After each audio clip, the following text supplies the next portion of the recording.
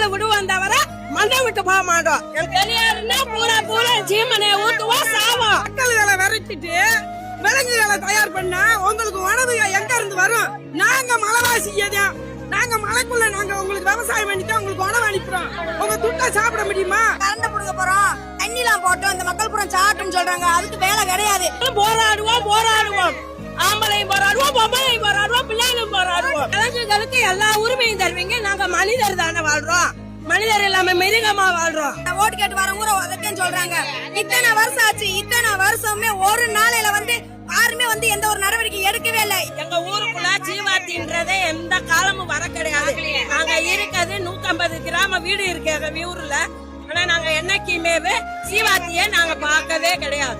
Aadhaar card இருக்கு, ration card இருக்கு, அரசாங்க பள்ளிக்கூடம் இருக்கு. இத்தனை அன்னைக்கு வரட்ட வேண்டியதானே? இன்னைக்கு இத்தனை மக்கள், கோடிக்கணக்கான மக்கள் உருவாக்கிட்டு கொள்ற